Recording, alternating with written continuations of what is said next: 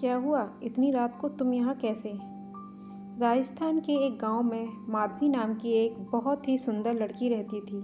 वह एक गरीब परिवार से थी। उसके पिताजी घर का खर्च पूरी तरह से नहीं उठा पाते थे, इसलिए माधवी जंगल से लकड़ियाँ काट कर उन लकड़ियों को बाजार में बेचती थी। इस तरह से उनके घर का खर्च चलता था। माधवी अब 21 साल की हो गई थी और उसके माँ बाप को अब ये चिंता होने लगी थी कि उसकी शादी बिना पैसों के हम कैसे करेंगे। मगर माधवी को अपनी शादी की कोई भी परवाह नहीं थी, क्योंकि वो अपने परिवार से बहुत प्यार करती थी और माधवी इतनी खूबसूरत थी कि उसके कई रिश्ते आते रहते थे, मगर वो सबको मना कर देती थी। पर कौशल नाम का एक लड़का माधवी से बेहद प्यार करता था और माधवी के मना करने के बावजूद वो रोज़ बाजार में माधवी की लकड़ियाँ बिकवाने पहुँच जाता था। माधवी कौशल से प्यार नहीं करती थी, क्योंकि शायद माधवी को कौशल के प्यार पर भरोसा नहीं था। कौशल भी एक गरीब परिवार का ही लड़का था। उसके पिताजी बाजार में सब्जी की रेहड़ी लगाते थे, लेकिन शायद कौशल के पिताजी को मालूम था कि वो माधवी से बेहद प्यार करता है, क्योंकि उनका लड़का कौशल अपने पिताजी को ये कहकर माधवी की लकड़ियाँ बिकवाने चला जाता था कि पिताजी, माधवी का परिवार हमसे बहुत ही ज़्यादा गरीब है, इसलिए मैं उसकी लकड़ियाँ बिकवाने जाता हूँ। लेकिन कौशल के पिताजी को उसकी ये बात अच्छी लगती थी कि वो एक गरीब लड़की की सहायता करता है।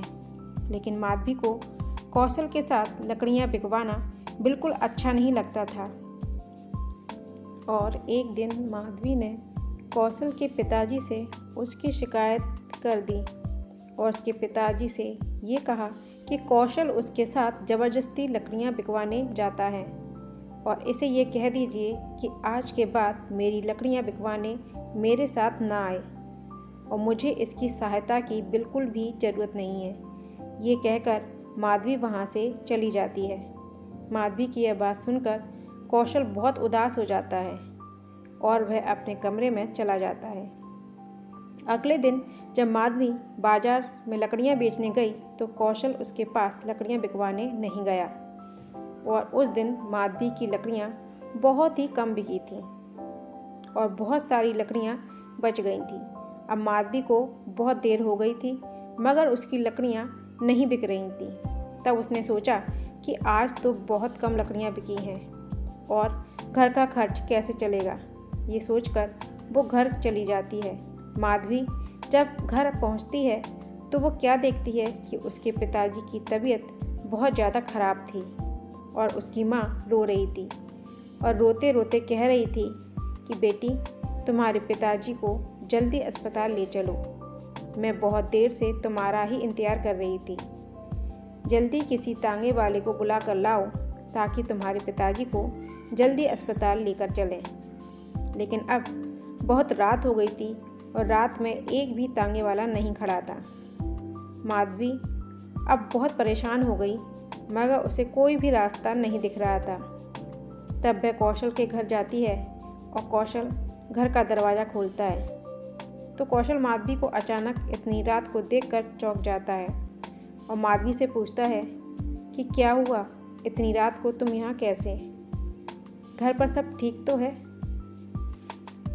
तभी माधवी कहती है कि कौशल, मेरे पिताजी की तबीयत बहुत ख़राब है और उन्हें अस्पताल लेकर जाना है, मगर बाज़ार में एक भी तांगे वाला नहीं है। अब तुम ही मेरी सहायता कर सकते हो। तभी कौशल चुपचाप अपने पिताजी की सब्जी की रेहड़ी निकाल लेता है और रेहड़ी के साथ अपने एक दोस्त को भी माधवी के पिताजी की सहायता के लिए बुला लेता है और जल्दी से माधवी के पिताजी को कौशल और उसका दोस्त रेहड़ी पर लटाकर जल्दी से अस्पताल ले जाते हैं। वो अस्पताल ले जाकर जल्दी से उनका इलाज करवाते हैं। 1-2 घंटे में माधवी के पिताजी का इलाज हो गया और डॉक्टर ने कहा कि अब ये ठीक है, बस कुछ दवाइयाँ मैंने लिख दी हैं, बगल के कमरे में से ले लेना और ये दवाइयाँ अब इन्हें ज़िंदगी भर खानी होंगी। तभी कौशल कहता है कि माधवी, तुम पिताजी से मिलो, मैं दवाई लेकर आता हूँ। माधवी अपने पिताजी से मिलने उनके कमरे में जाती है। तब उसके पिताजी बिल्कुल ठीक हो गए थे। तब वो माधवी से कहते हैं कि बेटी, तुम कौशल से कितना चिढ़ती हो, फिर भी वो हमेशा तुम्हारी सहायता करता रहता है। तभी कौशल का दोस्त भी बोलता है कि माधवी, कौशल ही हम सबको ये कहता है कि तुम सब माधवी से ही लकड़ियाँ खरीदना ताकि तुम्हारी सहायता हो सके। और माधवी, मैं तुम्हें ये भी बताना चाहता हूँ कि कौशल बहुत ही अच्छा लड़का है और तुम हो कि कौशल के घर पर जाकर उसकी बेइज्जती कर दी। तब माधवी को विश्वास हो जाता है कि कौशल बहुत ही अच्छा लड़का है। इतने में ही कौशल दवाई लेकर आ जाता है और माधवी से कहता है कि मैंने तुम्हारे पिताजी की सभी दवाइयाँ ले ली हैं और डॉक्टर ने भी छुट्टी दे दी है। चलो अब घर चलते हैं। अब सुबह के 6 बज चुके थे।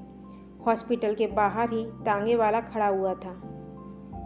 कौशल ने अपने दोस्त से कहा कि तुम रेहड़ी लेकर घर पहुंचा देना, मैं तांगे से माधवी के पिताजी को छोड़कर आता हूं। माधवी कौशल से बहुत खुश थी कि कौशल मेरी इतनी सहायता कर रहा है। इतने में वो सभी घर पहुंच जाते हैं और कौशल तांगे वाले को किराया देकर पिताजी को घर छोड़ देता है। तभी कौशल जाने लगता है तो माधवी उसे बाहर रोककर उसका हाथ पकड़कर उससे माफ़ी मांगती है और ये कहती है कि कौशल, कल से तुम मेरी लकड़ियाँ बिकवाने आ जाना, क्योंकि अब तुम्हारे बिना मेरा लकड़ियाँ बेचने का बिल्कुल भी मन नहीं करता।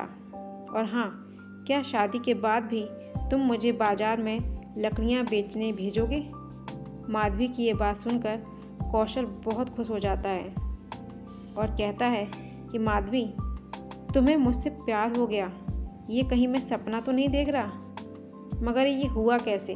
तब माधवी कहती है, कौशल, तुमने मेरा दिल जीत लिया। एक दिन था जब मैं दुनिया के सभी लड़कों से बहुत नफरत करती थी, मगर आज मुझे पहली बार तुमसे बेहद प्यार हो गया।